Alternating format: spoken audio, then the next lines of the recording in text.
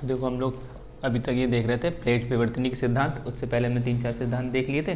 तो ये हमें पता चला कि ये जो प्लेट विवर्तनिक सिद्धांत है ये क्या है, जो अपने पूर्ववर्ती जो सिद्धांत हैं उन्हीं सिद्धांतों का मिला जुला एक परिणाम है कि पूर्ववर्ती सिद्धांत पहले के सिद्धांतों ने जो जो बातें कह रखी हैं, यानी उन्हीं की बातों को थोड़ा सा ध्यान और उसको एक्सपर्ट करके थोड़ा और उसको मांझ के और उसको सही करके और बिल्कुल एक जो आजकल स्थिति चल रही है कि जो गतियाँ हो रही हैं, जो भौगोलिक गतियाँ हो रही हैं, भौगोलिक घटनाएँ हो रही हैं, भूभौतिकी परिवर्तन हो रहे हैं, वो किस वजह से हो रहे हैं। तो इन्हें प्लेट विवर्तन सिद्धांत एक दिया।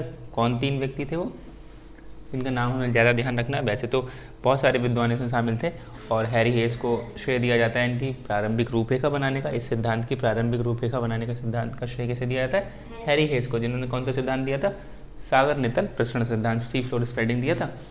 तो और 3 क्या नाम थे, मॉर्गन, पार्कर और मैकेंजी, ये 3 नाम और ध्यान रखना। जो मेन थोड़े इन लोगों ने जो खुले विचार थे पहले चल रहे थे कि सागर नितल प्रसरण का सिद्धांत चल रहा है, महाद्वीपीय विस्थापन का सिद्धांत चल रहा है, समस्थिति सिद्धांत चल रहा है, एक अलग समस्थिति सिद्धांत अलग है। तो ऐसे सिद्धांत बहुत सारे चल रहे हैं। तो ये ऐसे थे विचार, उन्होंने उनको इकट्ठा करा और एक सिद्धांत बनाया जिसका नाम दिया क्या, प्लेट विवर्तनी की। हमने विवर्तन भी समझ लिया था। विवर्तन क्या होता है कि मतलब पृथ्वी पर कोई भूभौतिकी अगर घटना होती है तो उसको क्या बोलते हैं, विवर्तन बोलते हैं, और इस प्रक्रिया को क्या बोलते हैं, विवर्तनिकी बोलते हैं। फिर हमने देखा टेक्टोन क्या बोलते हैं, टेक्टोन क्यों नाम रखा गया, तो वो भी देख लिया कि टेक्टोन नाम इसलिए क्योंकि ग्रीक एक देवता होते हैं टेक्टोन, जो बढ़ई थे, जिनका काम था बनाना है, कुछ बिगाड़ना ऐसा होता है ना, बढ़ई का काम होता है। तो पृथ्वी पर कुछ भी बन रहा है और कुछ भी बिगड़ रहा है, कोई भी चीज़ संरचनात्मक किसी चीज़ जैसे बलित पर्वत बनना है या फिर कोई प्लेट नीचे जाके धंस जा रही है तो उसका क्षेपण हो रहा है, यानी कि वो नष्ट हो रही है, तो कहीं किसी का विनाश हो रहा है, किसी का निर्माण हो रहा है। तो वो काम एक तरीके से बढ़ई का ही काम है, तो इसको इसलिए नाम हमने टेक्टोन रख लिया। फिर हमने देखा प्लेट शब्द किसने दिया था, प्लेट शब्द भी एक व्यक्ति ने दिया था, टूजो विल्सन, है ना, टूजो विल्सन, ये भी ध्यान रख लेना। कभी कभी आगे आगे तो जो इसमें इन्होंने इसको विवर्तनिकी बोला, यानी कि टेक्टोनिक्स बोला इस चीज़ को, और प्लेट शब्द इन्होंने आगे लगा दिया। मतलब हमने देखा था कि जो पूरे वर्ल्ड में 7 प्लेटें हैं बड़ी बड़ी, तो उसको प्लेट बोलने लगे, कुछ और भी बोल सकते थे, है ना। तो उसको प्लेट नाम रख दिया कि इसको प्लेट की तरह नाम रख दिया। तो अब तो प्लेट के नाम से आए कि प्लेटें गति कर रही हैं कैसे, लेकिन कुछ और भी नाम रख सकते, लेकिन इसका प्लेट जो नाम रखा वो किसने रखा, टूजो विल्सन ने नाम रखा। तो हमने परिचय देख लिया था, थोड़ा बहुत सिद्धांत के बारे में पढ़ लिया था, विवर्तनिक देख लिया। विवर्तनिक प्लेट क्या हो गई कि बहुत बड़ी ठोस विशाल चट्टान है और जो किस पर, दुर्बलता मंडल पर क्षैतिज रूप से गति कर रही है, इधर या उधर क्षैतिज रूप से, मतलब उसके ऊपर तैर रही है, यानी कि ऐसे गति नहीं कर रही कि नीचे के लिए ऊपर के लिए, क्षैतिज रूप से गति कर रही है, दुर्बलता मंडल पर तैर रही है एक तरीके से। ठीक, ये हमने समझ लिया था। तो अब हम थोड़ा सा और आगे बढ़ेंगे। अब एक तो पहले समझ लेते हैं कि जो प्लेट हैं, तो प्लेटों में गतियों के कारण, तो ये जो हमें ध्यान रखने वाली बात है कि जो प्लेट जो गति कर रही हैं, मूवमेंट कर रही हैं, हमने देखा ना बड़ी बड़ी 7 विशाल प्लेट देखे थे, उनके 7 के नाम क्या है। सबसे बड़ी प्लेट कौन सी है, प्रशांत महासागर प्लेट, ठीक है, प्रशांत प्लेट, उसे ध्यान रखेंगे। दूसरी फिर उत्तर अमेरिकी प्लेट, दक्षिणी अमेरिकी प्लेट, अफ्रीकी प्लेट, इंडो ऑस्ट्रेलिया प्लेट, यूरेशियाई प्लेट जो ऊपर थी, और नीचे कौन सी थी, आर्कटिक या अंटार्कटिक, अंटार्कटिक, ठीक। तो ये 7 प्लेटें हमें ध्यान रखनी है। फिर हमने छोटी छोटी प्लेटें भी देखी थी। इन बड़ी प्लेटों का नाम क्या रखा था हमने, प्रधान प्लेटें या फिर मेजर प्लेट्स बोले थे। इनका हमने फिर देखा था कि साइज़ कितना देखा था, साइज़ भी याद रखना कि जिस प्लेटों का साइज 20 मिलियन वर्ग किलोमीटर या उससे अधिक होगा उनको क्या बोलेंगे, प्रधान प्लेट बोलेंगे, ठीक। और जिन प्लेटों का साइज 20 मिलियन वर्ग से कम होगा और 1 मिलियन वर्ग किलोमीटर से ज़्यादा होगा उनको क्या बोलेंगे, गौड़ प्लेटें, यानी कि माइनर प्लेटें। और फिर उसके बाद में आ जाएंगी माइक्रो प्लेटें जो 1 मिलियन वर्ग किलोमीटर से भी कम होगा। तो माइक्रो प्लेट के 2 नाम बताओ जो हमने लिखवाए थे, माइक्रो प्लेट, जुआन डी फूका और मालपेलो पॉइंट, ठीक। और ये कहाँ पे मिलेगा, जुआन डी फूका पे उत्तरी अमेरिकी प्लेट है, उसके बराबर में बिंदु था, और मालपेलो भी थोड़ा सा नीचे के लिए था। ऐसी छोटी प्लेट में, गौड़ प्लेटों में कौन कौन से नाम थे, कोकोज, नस्का, कैरिविलियन, अरब प्लेट थी, अरेबियन प्लेट थी ना, और कैरोलिन, फ्यूजी, स्कोशिया, ऐसे प्लेट से हमने देखी थी। ये सब प्लेट छोटी प्लेटों में आ जाती हैं, ये बस नाम ध्यान रखना है, जो क्वेश्चन कभी आ जाता है। अब हम आगे देते हैं जो प्लेट जो गति कर रही है। अब हमें समझना है जो प्लेट, हाँ अभी तो देखो जो हमें प्लेट जो गति कर रही है, जो प्लेट की मूवमेंट हो रही है कि क्षैतिज गति हो रही है, उन गतियों के कारण क्या क्या है। तो उन गतियों के 3 वजह से कारण है, वो 3, एक तो पृथ्वी जो घूर्णन कर रही है, यानी पृथ्वी जो इस स्पीड से, पृथ्वी की स्पीड कितनी है घूमने की, 1700 किलोमीटर न पर आवर, ठीक। यानी कि मतलब ऐसे, हालांकि ये है कि जो पृथ्वी हमने बताया ना, हमने बात कर चुकी है कि पृथ्वी विषुवत रेखा पर सबसे तेज घूम रही है। तो इस विषुवत रेखा पर इसकी स्पीड कितनी है, 1700 किलोमीटर पर आवर। ये अप्रॉक्स में मतलब थोड़ी बहुत ऊपर नीचे हो जाती है, लेकिन इतनी अप्रॉक्स मान के चलते हैं कि 1700 विषुवत रेखा पर सबसे तेज है पृथ्वी की स्पीड, और धीरे धीरे ध्रुवों की ओर जैसे बढ़ते रहेंगे तो स्पीड कम होती रहेगी, और ध्रुवों पर ध्रुव पे बिल्कुल शून्य है। ये ध्यान रखना। तो ये पृथ्वी यानी कि अब जो प्लेट है जो गति कर रही है, तो प्लेट जो गति कर रही है उनके गति प्लेट के मूवमेंट के कारण क्या क्या है, किस वजह से गति कर रही है। तो एक तो बल होता है पृथ्वी का घूर्णन, यानी पृथ्वी जो घूम रही है इस वजह से। अगर मान लो कोई इस पर अगर अचानक से हम प्लेट रख देते हैं, प्लेट पर कोई चीज़ हम वस्तु रख देते हैं और अचानक से घूमना चालू कर देते तो हिल जाएगा ना, हिल जाएगा। तो एक कारण तो हम ये मान के चल रहे हैं कि पृथ्वी जो घूम रही इतनी तेज़ी से, इसके कारण हो सकता है वो प्लेटें मूव कर रही हूँ। क्योंकि जब वो तैर रही है, कोई वस्तु तैर रही है, यानी कि कोई बाल्टी उसमें पानी भरा हुआ बहुत सारा हो और उसमें कोई चीज़ तैर रही है, उसको बहुत तेज़ी से फिर घुमा, तो हो सकता है इधर उधर वो चले, क्योंकि उसका वजन के कारण है। तो एक तो कारण ये हो सकता है। दूसरा कारण हमने पढ़ा था रिज पुश और स्लैब पुल देखा था, कि हमने देखा था कि जो बीच में जो महासागर है उसके बीच में ऐसे कटक है, ठीक है, ये कटक है। तो ये क्या, ये इधर को धक्का दे रहा है, यहाँ से लावा नीचे से निकल के आ रहा है, वो इधर जा रहा है और एक इधर जा रहा है। तो इसे बोला था रिज पुश, इसको भी रिज बोला। तो ये रिज पुश कर रहा है, धक्का दे रहा है। और फिर हमने देखा था जो प्लेट नीचे चली जाती है, जो महासागर की प्लेट नीचे चली जाती है, वो जब एक हद तक बहुत नीचे चली जाती है तो भारी होकर अपने आप खींच लेती है। तो स्लैब, इसको प्लेट के भारी इतने बड़े टुकड़े को प्लेट को स्लैब बोलते हैं, और पुल का मतलब खींचना। तो एक तो बल ये है, यानी कि प्लेट जो है, जो प्लेट अगर ऐसे है नीचे जा रही है, मतलब इधर गति कर रही है, यानी एक तो स्लैब पुल भी खींच रहा है उसे, और एक ये धक्का भी दे रहा है। एक बल ये लग रहा है रिज पुश वाला, तभी तो प्लेट इधर उधर जा रही है, यानी इन्हें धक्का दिया, जिसने धक्का दिया, एक बल ये हो गया। एक नीचे से खींच रहा है, यानी एक कारण तो ये भी मान सकते हैं हम रिज पुश स्लैब पुल वाला, यानी पृथ्वी घूमने का कारण एक हो गया। प्लेटों गति के कारण अगर पूछे कौन कौन से, तो एक तो आप बताओगे पृथ्वी का घूर्णन है, एक कारण तो ये भी हो सकता है। दूसरा कारण ये होगा कि रिज पुश और स्लैब पुल जो बल लग रहा है उसके कारण भी हो सकता है। तीसरा एक है, हमने पढ़ा था संबंध धारा सिद्धांत। तो संबंध धारा, जो संबंध धारा है, हमने देखा नीचे से मैग्मा से आ रहा है, ऊपर हिट कर रहा है, यहाँ पे ठंडा हो रहा है, तो वो इधर को इधर जा रहा है, गति कर रहा है। तो ये अपसारी हमने सब पढ़ा था, मैग्मा संबंध धारा। तो जब ऐसे जा रहा है, इधर जा रहा है, और जो यहाँ पे ऐसे मिल रहा है यहाँ पे आके, तो वो ये प्लेटों को लेके जा रहा है। तो एक तो ये हो गया, तो एक यानी कि प्लेट मूव कर रही है के कारण। एक तो हो सकता है पृथ्वी घूर्णन से, ये हो सकता है कि रिज पुश स्लैब पुल बल लग रहा हो, और एक होता है संबंध धारा। और सबसे उपयुक्त फिर हम मानेंगे किसको, अगर ये तीन ऑप्शन दिए उनमें सबसे प्लेटें गतियाँ कर रही हैं, तो सबसे उपयुक्त कौन सा है, संबंध धारा वाला। ठीक, कि संबंध धारा यानी जो कन्वेक्शन ये करंट है, सबसे उपयुक्त ये है। बाकी थोड़ा बहुत असर इसका भी है पृथ्वी घूर्णन से, अगर पृथ्वी घूर्णन रुक जाए तो कुछ असर पड़ेगा, और रिज पुश स्लैब पुल भी अगर ना हो तो कुछ असर उससे भी होगा। क्योंकि महासागरी जो कटक है, ये हम बीच में कटक है, ये ऐसे नहीं धक्का दे, ऐसा ना निकले, तो हो सकता है प्लेट इतनी उधर आ जाए, थोड़ा कम हो जाएगा।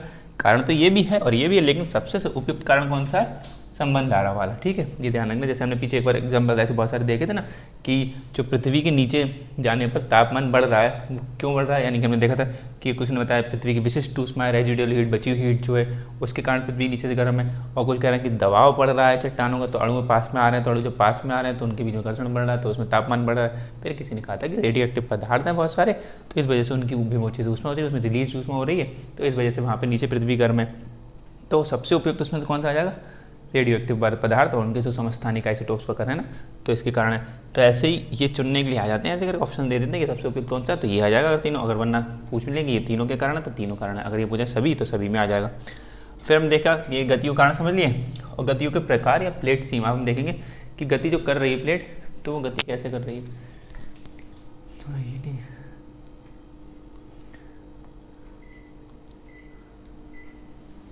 तुम्हारे भी लगा हवा लगेगी तो ऐसे हट जाना सीधे डायरेक्ट। थोड़ा सा ना हीट हो रहा है, तो कूल कर लें थोड़ा टेम्परेचर, उसके बाद डाउन कर लेंगे। अब देखो, हमने समझ लिया कि गति के कारण समझ में आ गया कि गति कौन कौन सी वजह से कर रही है। तो एक सबसे उपयुक्त कारण ढूंढना है, तो संबंध धारा हमारे पास है। फिर हम देखेंगे जो गति प्लेटें जब कर रही हैं, उन प्लेटों को कौन कौन से प्रकार से गति कर रही हैं। तो यानी कि जब गति करेंगी तो प्लेटें, एक प्लेट इधर गति कर रही है, मान लिया एक प्लेट इधर गति कर रही है, तो एक तो ये हो गया, ठीक, यानी कि सामने आमने सामने का हो गया। तो और एक प्लेट इधर को गति कर रही है और एक प्लेट इधर गति कर रही है, ऐसे भी गति कर सकती है ऐसे। और एक होता है संरक्षी, मतलब थोड़ा सा प्लेट एक गति ऐसे कर रही है और एक प्लेट इधर को गति कर रही है, तो आपस में टकरा के निकल जा रही हैं ऐसे करके, ठीक है, ना तो सामने आ रही है ना दूर जा रही है। तो ऐसे करके तीन प्रकार से गति कर सकती हैं। और तो है नहीं कि नीचे ऊपर गति कर ही नहीं, अगर नीचे जा रही तो अलग से गति करती, कि एक नीचे जा रही है तो उनकी गतियाँ क्षैतिज गति हैं। तो क्षैतिज गति में अगर एक गति, इसकी गति एक की ऐसी है और एक की थोड़ी ऐसी है, तो हो सकता है ऊपर नीचे से निकल जाए। तो ये गतियाँ होती हैं, नहीं रगड़ मारते हुए निकलती हैं, नहीं इसको बोलते हैं। तो तीन प्रकार से गति, और इसी को क्या बाउंड्री बोलने लगते हैं। अब बड़ी सी प्लेट है, तो ऐसे बड़ी प्लेट होगी ऐसे कर, तो ये पूरी बाउंड्री बन के क्रिएट हो जाएगी यहाँ पे, तो ये बाउंड्री क्रिएट होगी, ऐसे इसमें यहाँ बाउंड्री क्रिएट होगी, तो इसको सीमा बोलने लगेंगे, किनारा बोल ले। तो जो हमने लिखा है कि गतियों के प्रकार, या फिर इसको प्लेट सीमा, तो एक क्या है, अभिसारी प्लेट सीमा, या इसी को अभिसारी प्लेट किनारा बोल दो, या अभिसारी किनारा बोल दे। अभिसारी किनारा या अभिसारी प्लेट किनारा या अभिसारी प्लेट सीमा, बात सब एक ही। अभिसारी का मतलब क्या हो जाएगा, मिलना, ठीक। अभिसारी यानी अभिसरण होना, यानी कि ये जो आपस में सामने आ रही हैं एक दूसरे के, ये क्या होंगे, अभिसारी हो जाएंगे। और जो दूर जा रहे होंगे जो किनारा, तो वो अपसारी प्लेट किनारा हो जाएंगे। और संरक्षी या रूपांतरण बोलेंगे किसको, बस राइट वाले को रगड़ते हुए ऐसे जाएंगे, ठीक। तो अब हमने ये तीन इसके प्रकार होगा, गतियों के प्रकार, या फिर हम इसको प्लेट सीमा के प्रकार बोल रहे हैं, या प्लेट किनारे के प्रकार बोल रहे हैं, या बाउंड्रीज बोल रहे हैं। और इसको यहाँ पे बाउंड्रीज भी लिख सकते हैं। अभिसारी को इंग्लिश में क्या बोलेंगे, कन्वर्जेंस, बाउंड्रीज ऐसे लिख सकते हैं। और बाकी इसको प्लेट सीमा क्या बोलें, प्लेट मार्जिन भी बोल सकते हैं, ठीक। इंग्लिश में कुछ भी लिख सकते हैं। तो अब ये तीन मतलब मेन चीज़ समझ में आ जाएगी, अभिसारी, अपसारी, संरक्षित। तो आज हम इसको देखेंगे अभिसारी प्लेट सीमा को। तो ये एक हेडिंग पड़ेगी, अभिसारी प्लेट किनारा, यहाँ पे लिख दिया मैंने। जैसे इसको अभिसारी प्लेट सीमा बोल दो या ऐसे प्लेट किनारा बोल दो, बात एक ही है, ठीक। किनारा का मतलब वही किनारा, पीछे ये किनारा तो हो गया, बाउंड्री भी ये होगी, सीमा भी यही होगी। तो हम अब अभिसारी प्लेट किनारा पहला वाला देख रहे हैं, अगली क्लास में दूसरा तीसरा ऐसे देख लेंगे। तो पहली अभी ये थोड़ा सा समझना है। तो अभिसारी प्लेट किनारा क्या हुआ, तो अभिसारी प्लेट किनारा मतलब अभी तो सिंपल सी बात है, आपको पता है दो प्लेटें एक दूसरे की ओर गति करते हुए आएंगी, या तो इसमें लिखना ही है। यानी कि जो जो इसमें अभिसारी प्लेट में क्या होंगी, अलग अलग तो प्रकार की प्लेट होंगी, चाहे कोई सी भी तो प्लेट होंगी। छोटी प्लेट भी हो सकती है, बड़ी प्लेट भी हो सकती है, ये नहीं बड़ी बड़ी से टकराएगी, बड़ी छोटी से नहीं, छोटी बड़ी से भी टकरा सकती है। बस हमें ध्यान रखना कि दो प्लेटें होंगी, कैसी भी प्लेटें होंगी, प्रधान हो चाहे गौड़ हो चाहे माइक्रो हो, ठीक। तो वो आप माइक्रो आपस में भी हो सकती हैं, माइक्रो प्रधान भी हो सकती है, माइक्रो गौड़ भी हो सकती है, गौड़ प्रधान भी हो सकती है, गौड़ गौड़ भी हो सकती है। ये सब ठीक समझ में आ रहा है, बात क्या है, बस यानी कि ध्यान रखना दो प्लेटें एक दूसरे की ओर गति कर रही होंगी। एक तो पॉइंट ये में लिख गया। दूसरा पॉइंट क्या है, अब जो प्लेट आपस में टकरा रही है, अब मेन चीज़ यहाँ पे समझने वाली है। अब जब दो प्लेटें एक दूसरे के पास एक दूसरे की तरफ आ रही हैं तो टक्कर के बाद क्या होगा, यानी कि टकराने के पश्चात यहाँ पर जब प्लेटें एक दूसरे के आई, तो टक्कर जब होगी तो उसमें जो होगा कि एक प्लेट ये आई और एक प्लेट इसके सामने आई, तो ये आपस में बहुत ज़्यादा बल के साथ लगा रही हैं और बहुत ज़्यादा मतलब इनका वेग है अपने साथ, मतलब वैसे वेग वैसा नहीं जैसे बाइक चला रहे हैं ऐसे किलोमीटर के हिसाब से नहीं, सेंटीमीटर के हिसाब से चलेगा। बहुत सालों में ऐसे तरवल चेंज नहीं होगा, लेकिन जिस हिसाब से इनका वजन है, जिस हिसाब से वो घूम रहे हैं, तो उनके हिसाब से वो तेज़ है। क्योंकि अगर मान लो कि अगर जो हम इतनी तेज़ बाइक भी चला रहे हैं, कितनी तेज़ इसका वेग है 60 की स्पीड पे बाइक, तब भी 60 की स्पीड पे बाइक इसमें टकराएंगे दीवार पे, तो यहाँ पे कोई पर्वत थोड़ा ना बन जाएगा, एक संग नहीं बन जाएगा। दो बाइक आपस में टकराएंगे तब भी नहीं बन जाएगा। इनका उतना शून्य होने के बावजूद भी बहुत कम हमारे नगण्य के साथ बहुत कम होगा कि ये बहुत हिसाब से चल रही है, क्योंकि इनका वेग इतने तेज़ नहीं है कि हमें दिखे कि बहुत तेज़ प्लेट इतनी तेज नाव चल रही है, जहाज चल रही है, ऐसा नहीं है। लेकिन जिस हिसाब से इनका वजन है, जिस हिसाब से ये फैलेंगे, इनका विस्तार है, उसके हिसाब से इनका वो जो वेग लगा रही है वो बहुत तीव्र है। इसके हिसाब से कई बार जो पर्वत बनते हैं वो इसी हिसाब से, क्योंकि इनमें बलन पड़ जाता है, इतनी इतनी ठोस चट्टानें, इनमें बलन कैसे पड़ जा रहा है, गर्त कैसे बन जा रही है, तो वो समझना है। तो इनका वेग है। अब जब दो चट्टानें आपस में टकरा रही हैं तो या तो ये जीतेगी या ये जीतेगी, एक को जीतना है। तो इसमें से जो जिसका अधिक घनत्व होगा, जिसका डेंसिटी ज़्यादा होगी, वो उसका क्या है, उसका क्षेपण हो जाएगा। क्षेपण मतलब नीचे चला जाएगी, ऐसे करें। यानी कि महासागरी जैसे इसमें जैसे लिखा ना, अधिक घनत्व और वेग वाली प्लेट का क्षेपण, क्षेपण का मतलब होता है सबडक्शन होना, यानी प्रविष्टन, अधिगमन ऐसे इसको बोलते हैं। इसको क्षेपण को इंग्लिश में क्या बोलेंगे, सबडक्शन। तो ये इसका सबडक्शन हो जाए किसका, जिसका घनत्व अधिक होगा। या मान लिया कि दोनों चट्टान हैं, ये दोनों बिल्कुल जो चट्टान है, एक तो ये चट्टान, ये ए चट्टान और ये चट्टान बी, ये दोनों का क्या है, दोनों का वेग बिल्कुल समान है। अगर तो फिर डेंसिटी जिसकी ज़्यादा है, जिसकी डेंसिटी ज़्यादा होगी यानी घनत्व ज़्यादा होगा, वो नीचे चली जाएगी, ठीक। अगर मान लिया दोनों की डेंसिटी बराबर है तो वेग देखा जाएगा किसका वेग किसका ज़्यादा, जिसका वेग ज़्यादा होगा वो नीचे जाएगा। यानी क्या लिखा है, अधिक घनत्व और वेग वाली। अगर किसका वेग और अधिक दोनों घनत्व है तो वो नीचे चले जाएगी।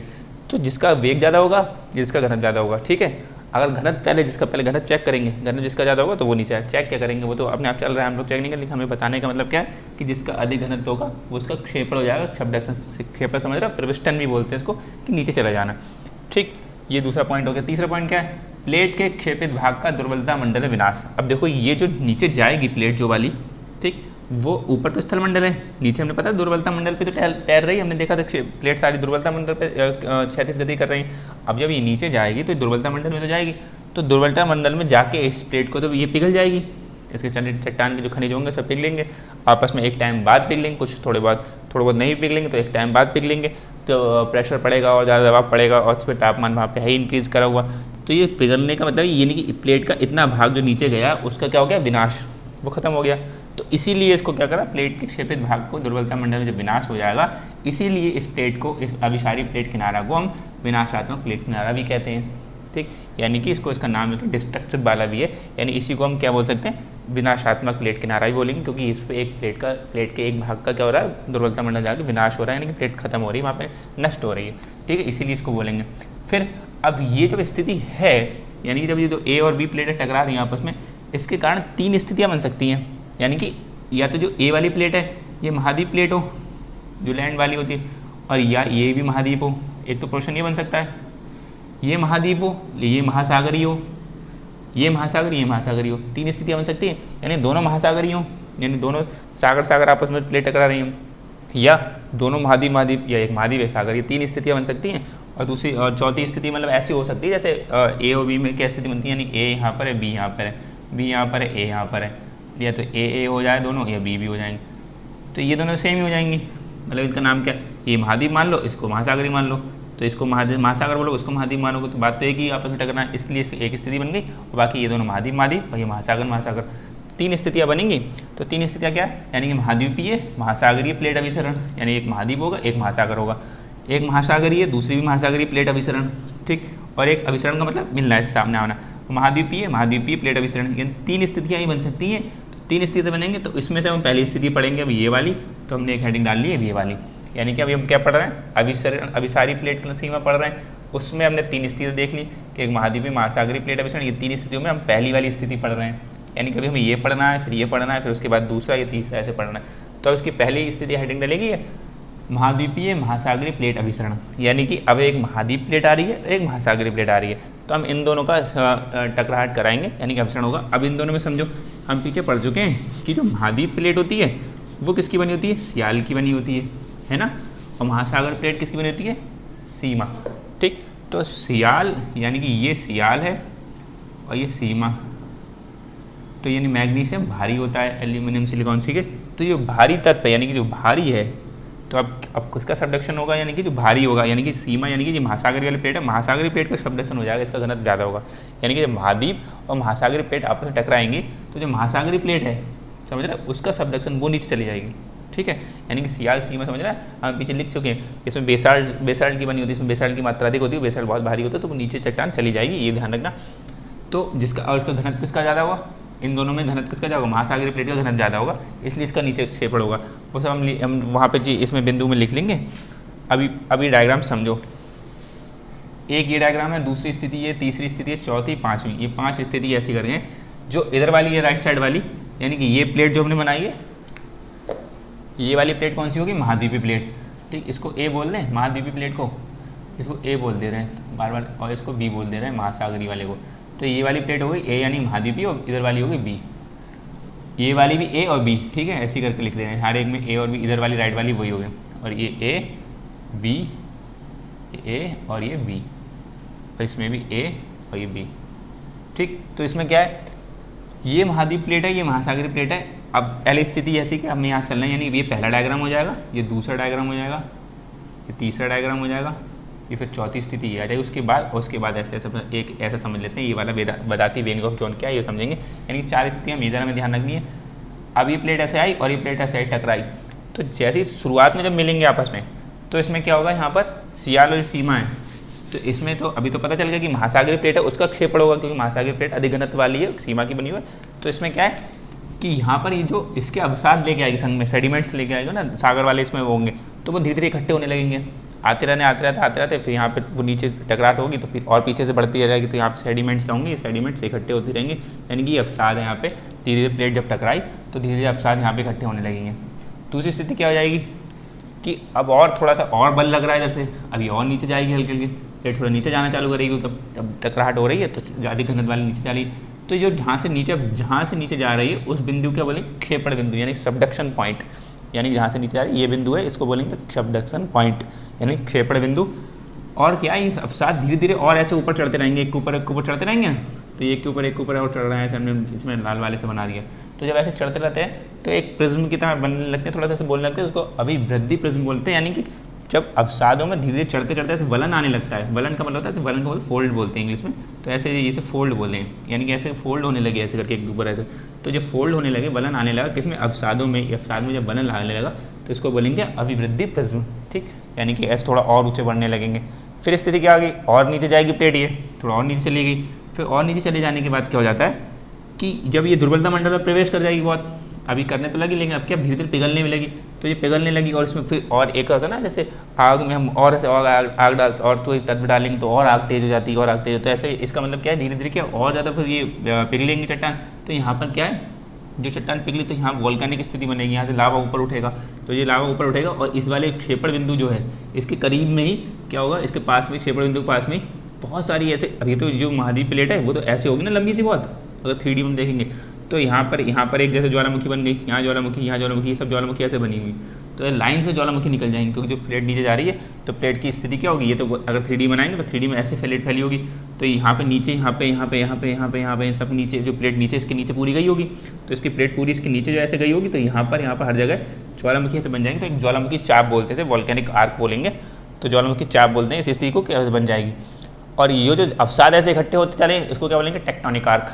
तो अवसाद भी यहाँ पर दिख रहे हैं, ये भी क्या है इस स्थिति में ऐसे इकट्ठे हैं, यहाँ पे ऐसे लंबे बहुत लंबे तक दूर तक इकट्ठे हैं, ठीक है ना। यानी कि अगर इसको फ्लैट में देखेंगे तो ऐसे अवसाद यहाँ ऐसे लंबे इकट्ठे हो गए, ऐसी वॉल्केनिक आर्क ऐसे बन गई, ठीक है। यानी कि जहाँ पर ये निकल रहा है तो ये वॉल्केनिक आर्क बन गया, इसके लंबे तो बहुत दूर तक ऐसे चले जाएंगे। यानी कि अगर इसको ऐसे इस चीज़ को ऐसे कर दूँ मैं तो ये ऐसे वॉल्केनिक आर्क बन जाएंगी और ऐसे ही बहुत दूर तक टेक्टोनिक आर्क बन जाएगी, यानी अवसाद बहुत लंबे बहुत दूर तक इकट्ठे हो जाएंगे, ठीक। तो ये स्थिति बन जाएगी। अब ये नीचे जाने के दुर्बलता मंडल में प्रवेश करने के बाद ऐसे वॉल्केनिक आर्क बनेगा, ये समझ रहे हैं। यानी वॉल्केनिक आर्क भी पूछ लेते हैं कब बनता है, तो जब किसी प्लेट का क्षेपण सबडक्शन होगा तो वॉल्केनिक आर्क की स्थिति बनेगी और यहीं पे ऐसे क्या है ज्वालामुखी घटनाएं होंगी। फिर और स्थिति देखेंगे, और नीचे चले जाने पर क्या हो जाएगा कि जो टेक्टोनिक आर्क था ये और चढ़ते इस पर भी चढ़ने लगेंगे, तो यानी कि सब मिक्स होने लगेगा, कहीं पे टेक्टोनिक आर्क भी वहीं पे, वॉल्केनिक आर्क भी वहीं पे, तो एक स्थिति ऐसी जाएगी, इसे बोलेंगे टेक्टो वॉल्केनिक आर्क बोलेंगे। कि और नीचे जाने पर क्या है कि अब ये तो नीचे जा रहा है, ये धक्का, इसके सारे सेडिमेंट तो खत्म होते जा रहे हैं, सेडिमेंट तो यहीं थे, सेडिमेंट कहाँ चले जाएंगे, तो सेडिमेंट और इसके ऊपर चढ़ते चलेंगे, ऐसे सब चढ़ते चले जाएंगे, तो इसको क्या बोलेंगे टेक्टो वॉल्केनिक आर्क बोलेंगे इस स्थिति को, कि सब मिक्स हो जाएगा एक तरीके से, समझ में आ रहा है। यानी कि ये अवसाद सेडिमेंट नहीं पड़ेंगे, ज्वालामुखी का आर्क बना होगा। एक स्थिति क्या है, मतलब ये ऐसे ये वाली स्थिति समाप्त हो, लेकिन अगर एक स्थिति क्या है कि प्लेट इतनी नीचे चले जाए कि 45 डिग्री का एंगल बना ले अगर, ठीक, इसे बोलते हैं एंगल ऑफ सबडक्शन, ठीक है, क्षेपण का कोण, तो एंगल ऑफ सबडक्शन बोलते हैं। 45 डिग्री का अगर कोण बना लेता है तो प्लेट नीचे जाते जाते, तो क्या है कि ये ऐसे यहाँ पे अलग अलग भूकंप मूल इकट्ठे हो जाएंगे, हमने बना फोकस भूकंप वाल के भूकंप मूल कहाँ से भूकंप स्टार्ट हो रहे हैं, तो एक यहाँ पे मान लिया, एक यहाँ पे भूकंप आ गया, यहाँ पे अब यहाँ से ऊपर उठेगा लावा वगैरह, तो यहाँ पर क्या इस ऊपर इस वाली स्थिति में क्या होगा, भूकंपीय घटनाएं होंगी, यानी ज्वालामुखी यहाँ पे उद्गार हो रहा है, यहाँ पे इस वाली स्थिति में भूकंपीय घटनाएं होंगी। तो ये वाला क्षेत्र है नीचे, ये वाला जहाँ पे 3 भूकंप मूल बने, तो इस वाले क्षेत्र को, इस वाले एरिया को क्या बोलेंगे, इस वाले जोन को क्या बोलेंगे, वदाती वेनी ऑफ जोन, जो ये नीचे बन रहे हैं, ठीक। ये 2 व्यक्ति थे, वदाती और वेनी ऑफ नाम के व्यक्ति थे, इन्होंने इसका ऐसा पता लगाया, तो उन्होंने बोला जब प्लेट नीचे जाते जाते 45 डिग्री के एंगल पे चले जाती है, एंगल ऑफ सबडक्शन इसको बोलेंगे, ठीक, इस एंगल पे चले जाएगी, तो यहाँ भूकंप मूल बनेंगे। अब हमने पीछे देखा था गहरे भूकंप मूल, छिछले भूकंप मूल देखा था, तो हमने देखा था कि भूकंप मूल इसे बनेंगे, तो यहाँ से भूकंप उठना चालू होगा, ठीक, तो यहाँ भूकंप मूल बनेंगे। तो इस वाले एरिया को, इस वाले जोन को क्या बोलेंगे, वदाती वेनी ऑफ जोन। ये 2 व्यक्ति थे, इन्होंने पता लगाया, तो इनके नाम पे वदाती वेनी ऑफ जोन नाम पड़ गया, ठीक, हाँ वदाती वेनी ऑफ जोन। तो ये समझ में आया स्थिति। और क्या है, अब क्या है, अब तो 70-80 डिग्री के आसपास बनता है प्लेट के, जो ये 45 डिग्री है, अब क्या थोड़ा और नीचे चली जाए प्लेट और 70 मतलब और सीधी ऐसे हो जाए बिल्कुल ऐसे करके, और ये एंगल 70-80 डिग्री का बने, तब जाके वदाती वेनी ऑफ जोन मिलने लगा। अब धीरे धीरे कम हो रहा है, तो ये एंगल ऑफ सबडक्शन का पॉइंट। अब इसमें क्या है, एंगल ऑफ सबडक्शन के, यानी कि जो एंगल, अभी एंगल ऑफ सबडक्शन क्या है, अगर जैसे ये प्लेट एक ही वाली है और ये प्लेट ऐसे गई है, ये जितना कम होगा एंगल ऑफ सबडक्शन, तो क्या होगा, अगर कम होगा तो ये प्लेट, अगर मान लीजिए कम होगा तो ऐसे बनेगा, तो यहाँ पर भूकंप मूल बनेंगे, नीचे बनेंगे भूकंप मूल बहुत नीचे बनेंगे प्लेट के नीचे। अगर एंगल ऑफ सबडक्शन जितना कम होगा तो क्षेपण बिंदु, यानी कि यहाँ ये क्षेपण बिंदु है, तो वॉल्केनिक जो भूकंप आएंगे वो क्षेपण बिंदु से दूरी पे आएंगे, ठीक है, यानी क्षेपण बिंदु ये, यानी कि सबडक्शन पॉइंट ये, तो भूकंप यहाँ कहीं पे आएंगे और यहाँ पर, यानी कि एंगल ऑफ सबडक्शन। इससे क्या पता लगता है एंगल ऑफ सबडक्शन से, बताती वेनी ऑफ जोन से क्या फायदा है। अभी आप आगे इसकी हेडिंग पे लगा के एक बड़ा से लिखेंगे भी इसके बारे में, लेकिन अभी मोटा से इसका समझ लेना कि बताती वेनी ऑफ जोन क्या हो गया, जब हम आगे पढ़ेंगे तब क्लियर हो जाएगा, अच्छा बताती है वेनी ऑफ जोन वो है। तो इसका मतलब यहाँ पे इतना समझ लो, एंगल ऑफ सबडक्शन यानी 45 डिग्री, जो हमने 45 डिग्री लिखा है, कि जितना कम होगा तो भूकंप वाली जो घटनाएं होंगी वो क्षेपण बिंदु से दूर आएंगी, और यानी कि किनारे पे नहीं आएंगी जो बहुत किनारे पे। और अगर ये इतना ज़्यादा होगा, यानी कि इतना ज़्यादा ऐसे देखो यहाँ पर, तो भूकंप यहाँ बनेंगे, भूकंप मूल यहाँ बनेंगे, तो भूकंप भी यहीं आएगा, तो यानी क्षेपण बिंदु है तो उतना पास में, यानी कि जितना एंगल ऑफ सबडक्शन ज़्यादा होगा, यानी कि ये जितना ज़्यादा होगा तो भूकंप क्षेपण बिंदु के उतने ही पास में आएंगे। और इससे बस इतना पता लग जाता है कि भाई अगर एंगल ऑफ सडक्शन पता लगा लिया तो हमें पता लगेगा कि भूकंप की स्थिति यहाँ पे आएगी, यानी भूकंप यहाँ पे आएगा तो यहाँ से थोड़ा सा प्रिकॉशंस ले लिया जाएगा, पहले से हट लिया जाएगा, ऐसे कर लिया जाएगा। और अगर पता चलेगा कि क्षेपण एंगल ऑफ सडक्शन, ये सब कंप्यूटर प्रोग्रामिंग से पता लगाते हैं, ऐसे तो देख के तो पता लगा नहीं पाएंगे। तो कंप्यूटर प्रोग्राम से पता लगेगा कि बदाती वेनिंग ऑफ जोन कैसा है, तो उसके हिसाब से पता लगा लिया जाएगा भूकंप आने की स्थिति संभावना कहाँ पर है, तो उसके हिसाब से बचाव हो जाएंगे। ठीक, ये समझ में आ रहा है स्थिति। तो अब ये हमने देखा कि महाद्वीपीय महासागरीय प्लेट ऐसे हुआ था, तो उसमें हमने देखा अवसाद बनना है, अभिवृद्धि प्रिज्म देख लिया, ज्वालामुखी चाप देख लिया, वोल्केनिक आर्क और टेक्टोनिक आर्क। अब ये दोनों मिल जाएंगे तो उसको क्या बोलेंगे, टेक्टो वोल्केनिक आर्क। ठीक, फिर अब ये हमने देखा कि इसके परिणाम क्या होंगे। अब ऐसे तो हमने स्थिति समझ ली कि जब प्लेट आ रही है, इसके डायग्राम से समझ लिया। अब क्या रिजल्ट निकलेंगे जब टकराएंगे, तो रिजल्ट क्या होगा, तो टकराने से रिजल्ट का मतलब यही सब चीज़ है कि इस अभिसरण के निम्नलिखित परिणाम यानी कि रिजल्ट क्या निकलेंगे, संपीड़न बल, यानी संपीड़न बल है दबाने, ऐसे कंप्रेस वाला संपीड़न बल जो ऐसे लग रहा है इनको संपीड़न बल लगेगा, तो संपीड़न बल के अधीन क्या, तो एक को ऐसा फोल्ड होगा, हम फोल्ड आएगा इसमें बीच में, तो इन बताया संपीड़न बल के अधीन महाद्वीपीय प्लेट में। ये चीज़ ध्यान रखना कि जो वलित पर्वत, इसको बोलते हैं इंग्लिश में फोल्डेड माउंटेन।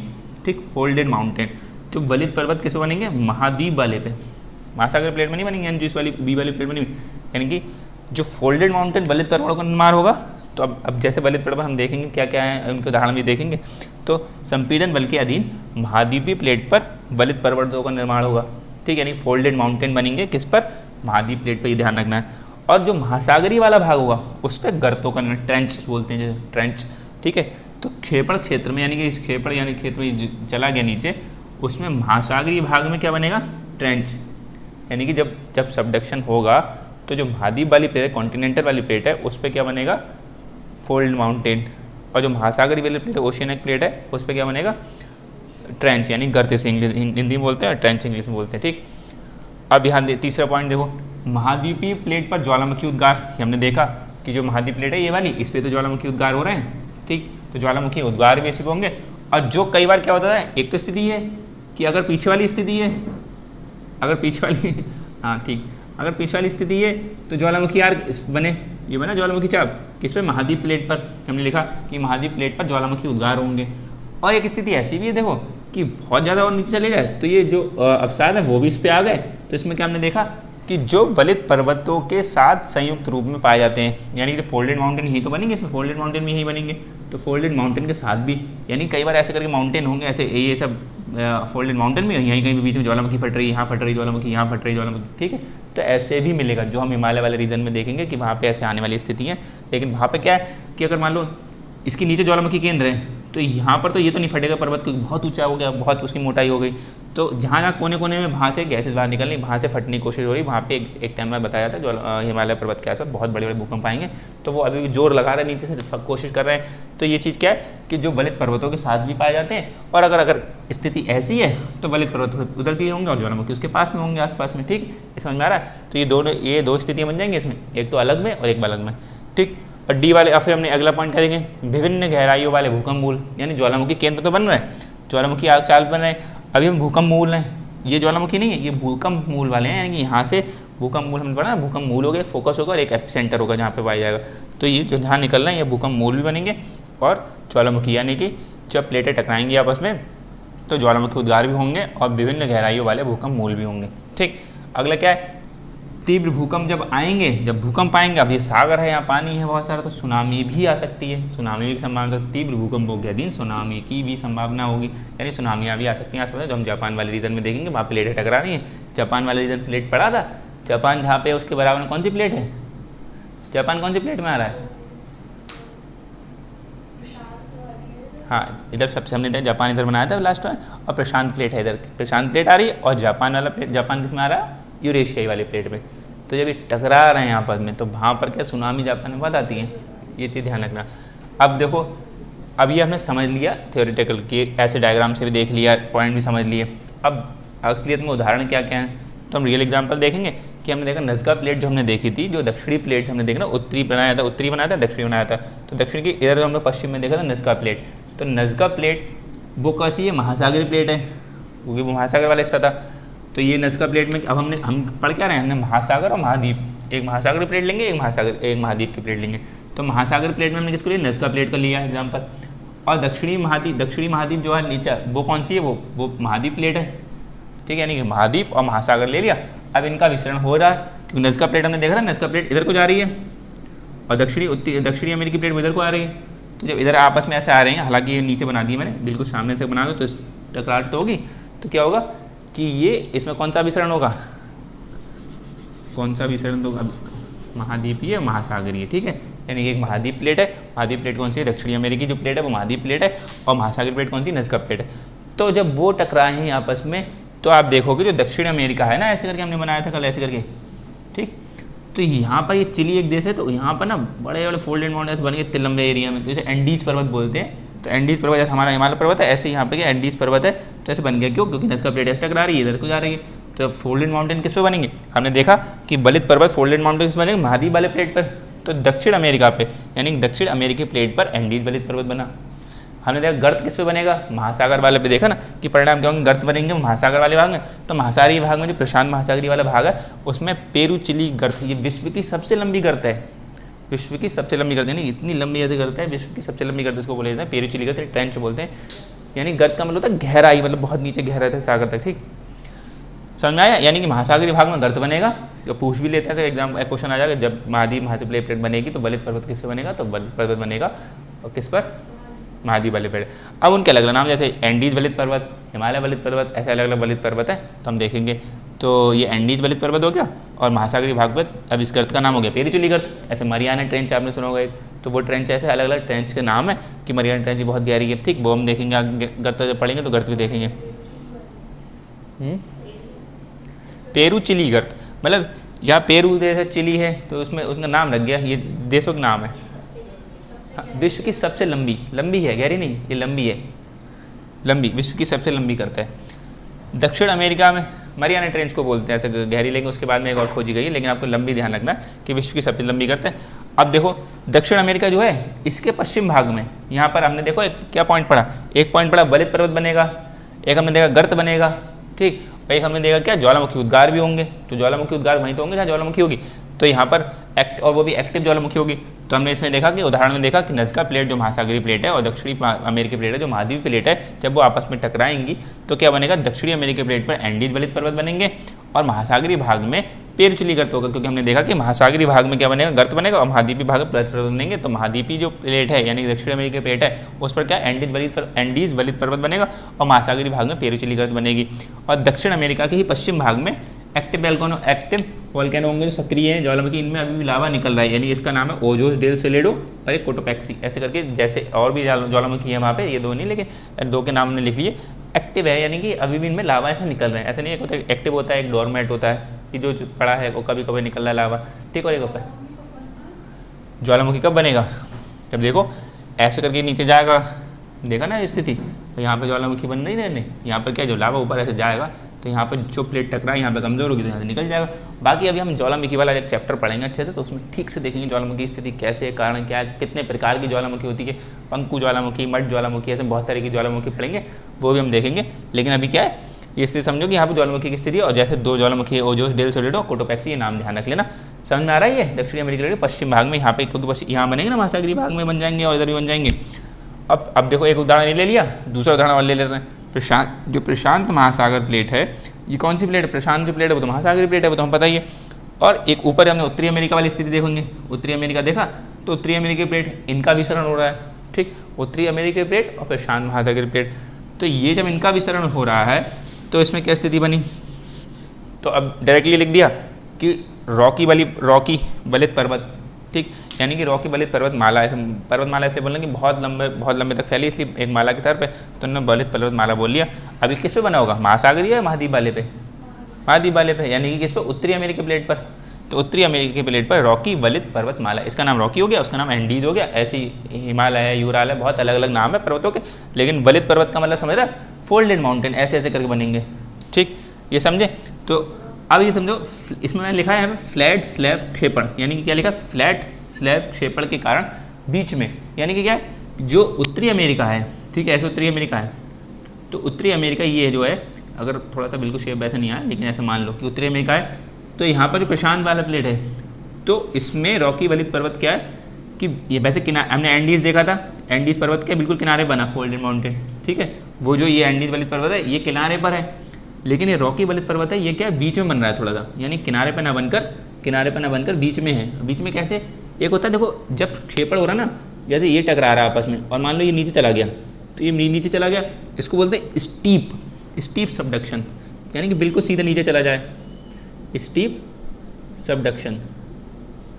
ठीक, ये इसको बोलेंगे स्टीप सबडक्शन, यानी कि बिल्कुल ऐसे थोड़ा खड़ा नीचे चला जाएगा, तो इसको बोलेंगे स्टीप सबडक्शन। और एक स्थिति क्या आएगी, जो ऐसे ना होकर, यानी कि अभी मैंने ये जो इधर वाला है लेफ्ट वाला, इसको सबडक्शन कर दिया, यहाँ पे गया, इसको सबडक्शन करा तो उल्टा मत हो जाना कि ऐसे ये कैसे नीचे चला गया, इसको मान ले रहे महासागर है, समझने के साथ, यानी स्टीप सबडक्शन। और अगर मान लीजिए एक स्थिति क्या है कि ये सबडक्ट ऐसे करके ऐसे यहाँ पे जाए, मतलब ये टकरा तो रहा है, लेकिन ये टकराने के बाद ये स्थिति थोड़ा ऐसे चला गया, नीचे नहीं गया, बिल्कुल नीचे नहीं गया, समझा, यानी कि थोड़ा अंदर गया। अब यहाँ पे कहीं पे उठ रहा है, जब यहाँ पे इसमें उठाव पड़ेगा तो यहाँ पे पर्वत बनेगा।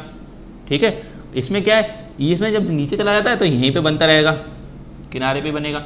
अब किनारे पे अंदर तक नहीं बनेगा, ये इधर तक ऊपर तक बनेगा, नहीं कि इसको 3D में कर लें तो ये उधर तक पीछे के लिए बनेगा, यानी कि ऐसे आगे तक थोड़ा चला जाएगा। और इसमें क्या है, ये नीचे गया तो अब यहाँ पे अब उठा पड़ा तो यहाँ बना, और अंदर चला गया कहीं पे तो और अंदर बना। तो क्या है, यानी कि जो उत्तरी अमेरिकी प्लेट पर क्या है, यानी यहाँ बीच में बना है रॉकी बलित पर्वत, वो किसके कारण बना है, फ्लैट स्लैब क्षेपण के कारण। ये क्या है, स्टीप सबडक्शन, यानी कि सीधे नीचे गया तो बिल्कुल किनारे पे बन गया, यानी सीधे जाएगा स्टीप सब में तो बिल्कुल किनारे बन जाएगा। तो इसको क्या बोले, स्टीप सबडक्शन, ऐसे लिख ले चाहे तो स्टीप सबडक्शन, यानी स्टीप क्षेपण सबडक्शन। और वो कौन सा सबडक्शन हो गया, फ्लैट स्लैब, तो स्पेलिंग ये होगी फ्लैट। और स्लैब का मतलब वही हमने देखा, बहुत बड़ा प्लेट का टुकड़ा होता है तो स्लैब बोलते हैं, स्लैब पुल पड़ा, तो फ्लैट का मतलब ऐसे जा रहा है, यानी स्टीप का मतलब होता है सीधे खड़ा, स्टीप बोलते हैं ना, जो ढाल देखा जाएगा, ढाल बहुत बड़ी ढाल होती है, उसको स्टीप बोलते हैं। नहीं, फ्लैट स्लैब, स्टीप का मतलब होता है जब ढाल पर खड़े होगे तो उसको बोलते हैं स्टीप, ऐसे बहुत बड़े बिल्कुल सीधी खड़ी ढाल पर खड़े होगे तो बिल्कुल खड़ा चला, स्टीप सबडक्शन हो गया। फ्लैट का मतलब होता है फ्लैट पड़ा हुआ, यानी कि जब ऐसे जा रहा है सबडक्शन, सीधे जा रहा है, फिर बीच में कहीं ऊपर उठ रहा है, तो उसके क्या बोलेंगे, फ्लैट स्लैब। अब थोड़ा सा हल्का ठंडा हो गया तो ऐसे कर लो, टेम्परेचर बारिश भी हो रही है, ठीक, हल्का हो गया, बारिश भी होने। तो ये समझ में आया, फ्लैट स्लैब, इसमें फ्लैट स्लैब क्षेपण, यानी पूछ लेते हैं कभी पूछेंगे, नहीं भी पूछेंगे तो आपको एक्स्ट्रा नॉलेज में पता चल जाए कि फ्लैट स्लैब यानी कि जो सबडक्शन हो रहा है वो फ्लैट स्लैब भी होता है और स्टीप भी होता है। स्टीप वाला सीधा उसका एग्जांपल ये लिख लो, जब स्टीप होगा तो बिल्कुल किनारे भी बनेगा और फ्लैट स्लैब होगा तो बीच में जाके भी बन सकते हैं और छोड़ के बनता है, जरूरी नहीं कि बिल्कुल सब यहीं पे बने, यानी कि यहाँ पे ऐसे बनता चले जाए, कभी यहाँ बना, कभी आगे और आगे बन गया, ये जहाँ ये नीचे यानी ऐसे गया, और जब ये प्लेट नीचे जाएगी, जहाँ ऊपर उठेगी तो वहाँ पे उस पर जोर पड़ेगा, वहाँ पे बन जाएगा। तो रॉकी बलित पर्वत है ना, जब देखेंगे रॉकी बलित पर्वतमाला जो है, जो अमेरिका में बीच में निकला, बहुत लंबे तक, किनारे पे नहीं, बहुत बीच में फैला हुआ है, बहुत दूर तक फैला हुआ, ये बात समझ में आया। और महासागरीय भाग में अब क्या बनेगा, गर्त बनेगा, तो उसका नाम क्या है, एल्यूशियन गर्त। इसका नाम क्या है, पेरुचिली गर्त, यानी कि जब नज़का प्लेट टकरा रही है दक्षिणी अमेरिकी प्लेट से, तो महासागरीय भाग में कौन सी गर्त बन रही है, पेरुचिली गर्त। और जब ये प्रशांत महासागरीय प्लेट उत्तरी अमेरिकी महाद्वीप प्लेट से टकरा रही है तो महासागरीय भाग में कौन सी गर्त बन रही है, एल्यूशियन गर्त। ये गर्तों के नाम ध्यान रखना है, बहुत बहुत अलग अलग तरह के गर्त हैं, ट्रेंचेस हैं, उनके नाम ध्यान रखना है, कम से कम जो इंपॉर्टेंट गर्त हैं उनके नाम का ध्यान रखना है। ये समझ में आया पूरा, महाद्वीपीय महासागरीय। अब हम अगली वाली क्लास में क्या देखेंगे, महासागरीय प्लेट को टकराएंगे आपस में। तो अभी हमने क्या देखा कि इस वाले डायग्राम अच्छे समझ लो। अभिवृद्धि प्रिज्म किसको बोलते हैं, इसको ब्रैकेट में थोड़ा सा ऐसे लिख लो कि जब अवसादों में बलन होने लगता है, जब अवसादों में बलन का मतलब ऐसे फोल्ड होने लगते हैं वो अवसाद, तो जब अवसाद फोल्ड होने लगेंगे तो अभी तो अवसाद इकट्ठे हो गए, यहाँ क्या है, यहाँ लिख देना अवसाद इकट्ठे होंगे, यहाँ अवसाद इकट्ठे यानी कि जमा होने लगेंगे, ठीक, यहाँ अवसाद इकट्ठे होने लगेंगे। और जब अवसाद इकट्ठे होकर फोल्ड होने लगेंगे, बलन होने लगेंगे, अवसादों में बलन पड़ने लगेगा, तो उसको अभिवृद्धि प्रिज्म बोलेंगे, ठीक। स्टीप सबडक्शन ऑफ ये फ्लैट सबडक्शन भी समझ में आ गया होगा। अभिवृद्धि प्रिज्म में क्या लिखोगे, जब अवसादों में इकट्ठे होकर बलन पड़ने लगता है, ठीक है, यानी जब अवसाद इकट्ठे होकर बलन पड़ने लगता है उनमें, तो उसको क्या बोलेंगे, जब अवसादों में जमाव के कारण बलन पड़ने लगता है तो उसको अभिवृद्धि प्रिज्म बोलते हैं, ठीक। वदाती वेनी ऑफ जोन क्या हो गया, आगे हम पढ़ेंगे तो वदाती वेनी ऑफ जोन क्या हो जाएगा, जब 45 डिग्री से नीचे हो जाएगा, 45 एंगल ऑफ सबडक्शन 45 डिग्री हो जाएगा, तो जब भूकंप मूल बनेंगे गहराइयों में, उन भूकंप मूल क्षेत्र को, एरिया को, जोन को क्या बोलेंगे, वदाती वेनी ऑफ जोन, ठीक। ये ध्यान रखो, कहाँ अटक गया ये, अभिवृद्धि प्रिज्म क्या हो जाएगा, जब अवसाद जमा होकर, ठीक, उन्हें बलन पड़ने लगता है तो उसको अभिवृद्धि प्रिज्म बोलेंगे। जब अवसादों जमा होकर जमाव के कारण बलन पड़ने लगे उसको अभिवृद्धि प्रिज्म बोलेंगे। मतलब इन चीज़ें, और बस यहाँ अवसाद इकट्ठे होने लगेंगे जब स्रोत में टकराएगी, और अब प्लेट नीचे कौन सी जाएगी, जिसका अधिक घनत्व होगा और जिसका अधिक वेग होगा, ठीक है, और जिस प्लेट का अधिक घनत्व होगा वो नीचे चली जाएगी।